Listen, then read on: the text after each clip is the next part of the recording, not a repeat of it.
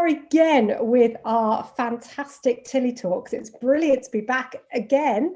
Don't know where the last 7 days have gone, but they've flown by. No, not me. So we're going to carry on a little bit from where we left off last week. So Julia and I, we're going to have a little bit of chat about adolescence, and also to have a little bit of chat as well about some boredom busters as well that you can perhaps be doing, especially with the younger dogs during this time when they might be a bit bored around the house and perhaps annoying you a little bit when you're trying to get on with things. Especially if you're having to homework, homeschool, all of these things. We need to be able to balance all these things out, don't we? Absolutely. So we're going to have a chat about those, because what we don't, a lot, it's very tempting to say, oh, just take the dog out for a lovely long walk because they'll sleep. Yeah. Doesn't always work that way, does it? Oh. And question how good that would be for a puppy into adolescence and all of those questions. So brilliant. Let's get started. So we mentioned adolescence a little bit last week. We were talking about when it happens and how you know it's happening. So anywhere from, some breeds, 6 months up to 2 years. So during all of those time periods. And they're not physically mature either, are they, during this period of adolescence? Can you tell us a little bit about that, Julia? Yeah, well, Tilly is coming on for what should be a year in nearly a month's time, which I can't believe that. And you would look at her, it's a bit like a very tall teenager. You would look at them, or even a tall child, and go, oh, they are mature, they're ready, they look mature, they've got the look of a dog that is physically and emotionally mature, but they really are not. There's a lot more growing that she has to do, not necessarily in height, but in development and bulk and width as well.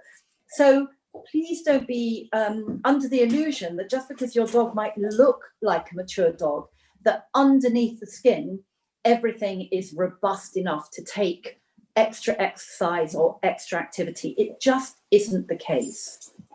It's really, I think it's very tempting. We said last week, because we've all got this time, a little bit more time, because perhaps we're not commuting to work. We haven't got that drive time. So a lot of people go, I'll go for an extra long walk with the dog and make sure they really sleep. It's so important we don't do that, isn't it? Absolutely, absolutely. It can have such a negative impact actually on them settling as well, because I think I mentioned last week that if Tilly does go for anything over 30 minutes, which is a long walk, that's definitely the maximum that I like to take her, she actually is so pumped up by the time she gets back that you would think, well, no, you should be tired. No, she's really excited. So I have to then plan to give her something like, as they've got at the moment, a filled bone or something to chew, to just try and bring her back in the room again. I see that an awful lot as well with puppies. They say, I've taken them for a walk, and they come home and they're doing zoomies, they're doing the wall of death around the sofas. And it's just those afterburners, because they're so full, mentally and physically, that they've just been completely so wound up about it all, that they're overtired. It's that small child syndrome, that they're overtired and they just don't know what to do with themselves. Yeah, it really is, though, isn't it, Kushla? Just because they may look mature and big, it doesn't mean that they are. And we've got to allow that development process, both emotionally and physically, haven't we? We've got to allow that to happen and give both the correct stimuli so they do develop properly. So we do give the right type of exercise. We do give them the slow exercise, the sniffing exercise, the thinking exercise, as well as they've got to still have free running. So they've got to be able to have that free running as well, haven't they? I couldn't agree more. And if you're not sure if you've got a dog, we're just going to come on to this actually, which maybe their recall may go a little bit awry. And this is definitely something that happens during adolescence. If you're not sure about your dog's recall, take them somewhere safe. There's plenty of brilliant fenced fields that you can hire nowadays. They don't cost that much. You kind of owe it to your dogs to give them that level of, so they can sniff, but so they can free run and they can do the proprioception and spatial awareness as well.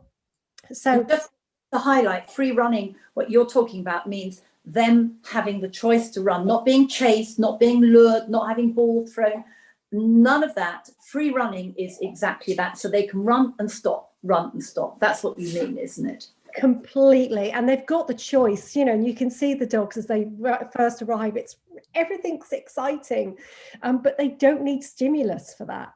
You know, it's inbuilt in them. You know, it's just there. It's that excitement. So absolutely no external stimulus is needed for that one.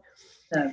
So adolescence we've got is, it can be, we've got the physicality, and people often say, well, how will I know my dog is adolescent?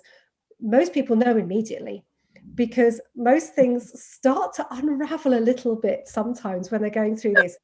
And the best way of actually comparing this is to a teenager. You know, imagine when you were young and you were trying to slam doors and sneak out wearing a short skirt.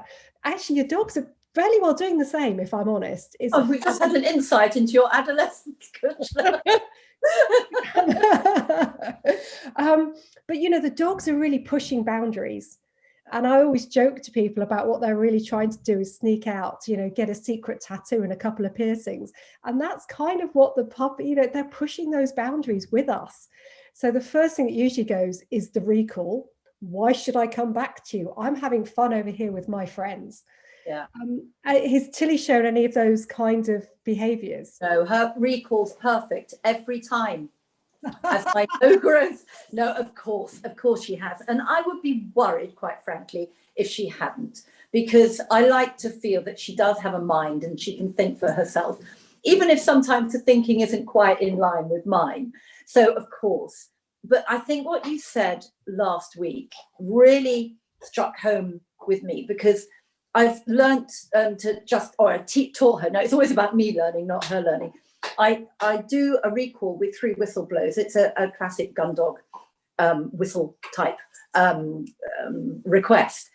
And that is great, because as you quite rightly said last week, it takes the emotion out, because if she doesn't come back immediately and you're going, Tilly, Tilly, your voice automatically becomes a little less agreeable. So why would she want to come back to someone that's getting angrier and angrier and that's got quite a fierce voice? Whereas, as you say, that whistle removes that, which I think is a great way of explaining why something like that can work so well, especially in adolescence. Yeah, I think with adolescence as well, it's really important that we think about what's going to motivate your dog, and we've got to make it worthwhile for them. You know, that we've got to pay them a good enough wage where they think that actually coming back to us is worthwhile. You know, the whole idea. You've got to be someone worth coming back to as an individual. You want them to come back to you because you're a nice person and you're part of their family, and they want to come back to you rather than have to come back to you. Completely. So we've got to find a way of actually working with your dogs. You know, some dogs, you know, will work really well for treats.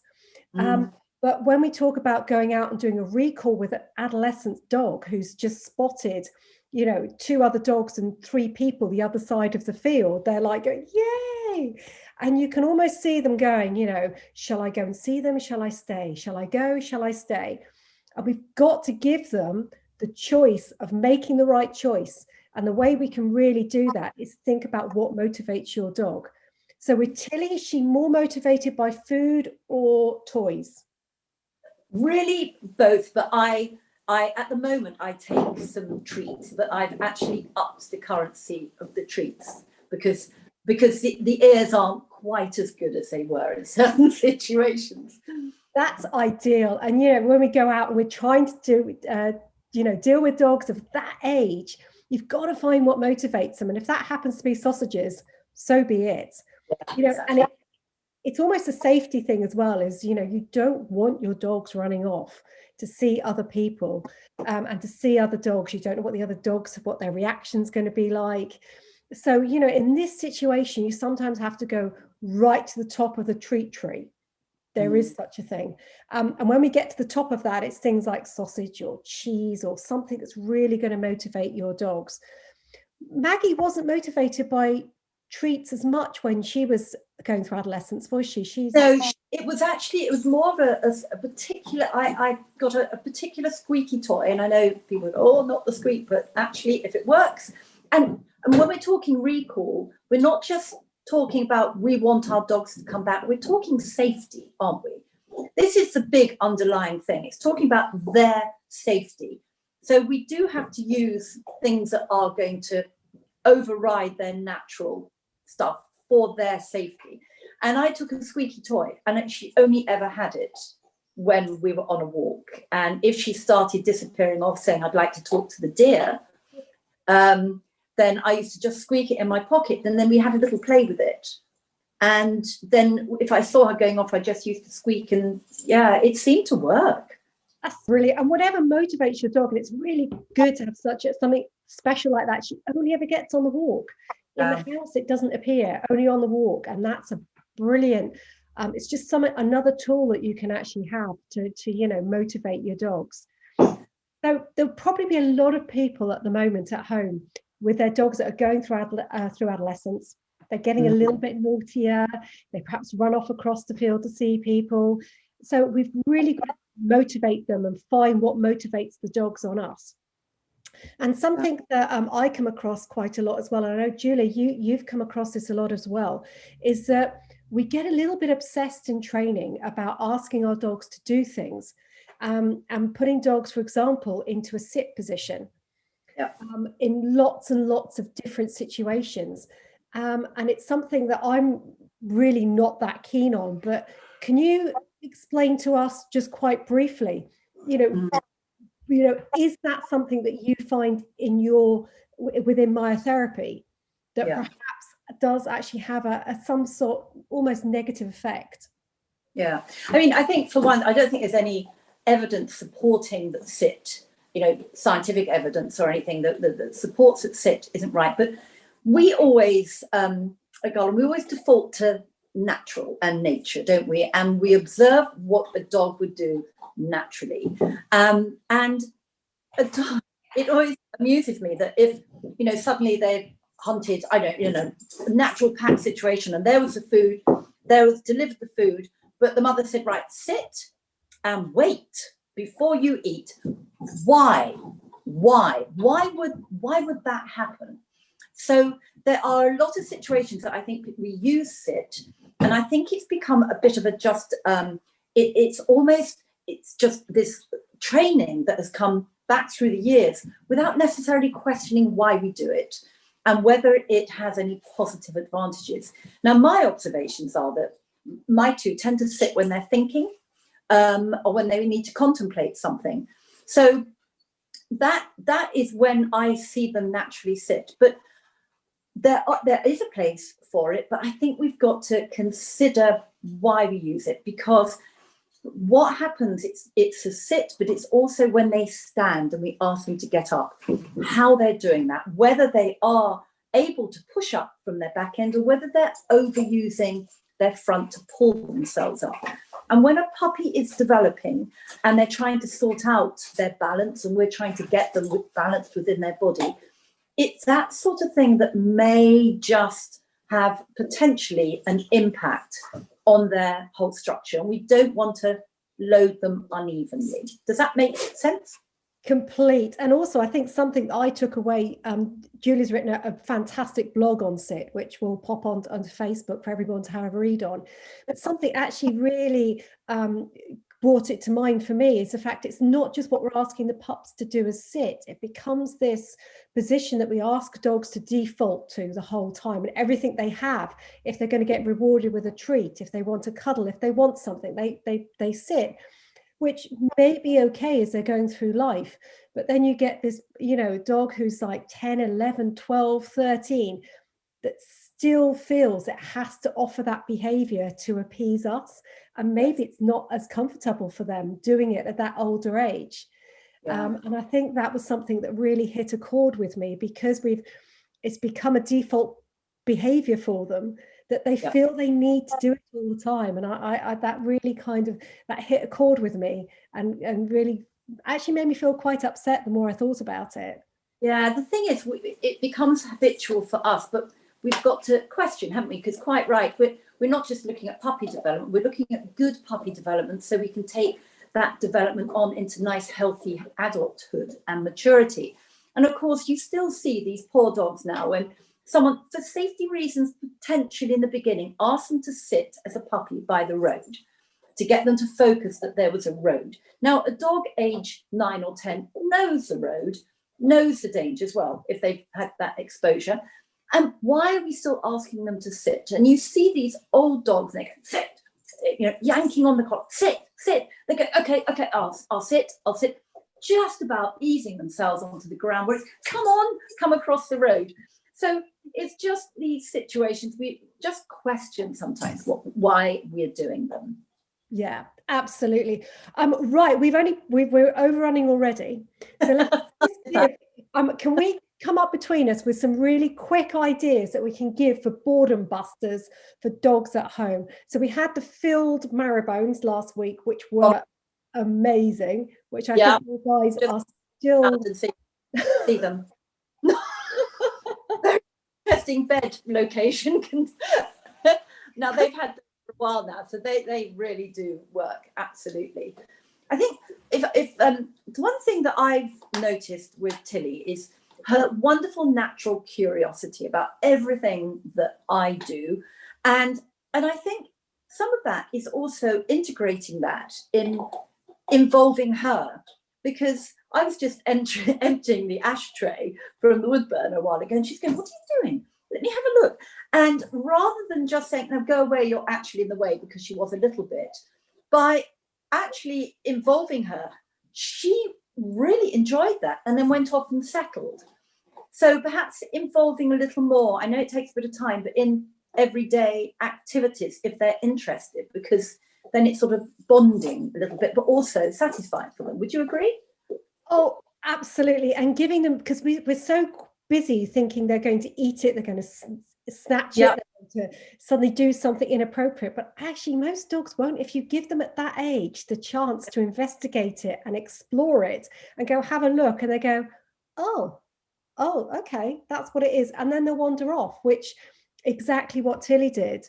But, simple things as well, I would say, is simple things like shredding paper. If you've got, newspapers or anything like that, there's nothing that fulfills a dog more than that opportunity just to rip things up.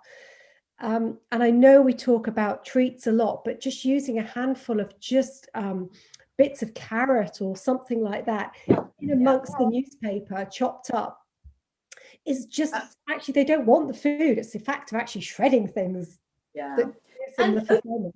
Makes a mess, but we've invested in having a dog. We've invested in having a puppy, and we have to clear up a mess sometimes. But I prefer a mess of shredded cardboard, newspaper, or whatever than shredded chews, which at the moment, and I'm going to sound very sort of smug, and probably next week I'll change, but at the moment I've had nothing chewed by Tilly, which I think is great. And she's had exposure to everything that she could chew. That's fantastic. That is a real testament to a dog that's really fulfilled mentally and physically, I think, is the fact that she doesn't... Breeding is a big part of that, as we know. Oh, Julia, we're out of time. We've already got to about 12. I know. I don't know where the time's gone again. Everybody, we will be back next week. We will have the rather gorgeous Marge with us next week as well. So Lucy will be back with Marge. So we'll be saying hello to her, hearing what sort of adventures they've got up to. So please do come and join us next week, because we really look forward to, if you've got any questions, please do ask. And next week, the word Marge. Last week, if you remember, every time Marge was on, Tilly came and saw me. So it'd be interesting to see if she does it again. But yeah, any questions, please, guys. It'd be lovely. And thank you all for tuning in and watching this. Okay. Thanks, everybody. Great to see you all. Bye-bye. Bye. Bye.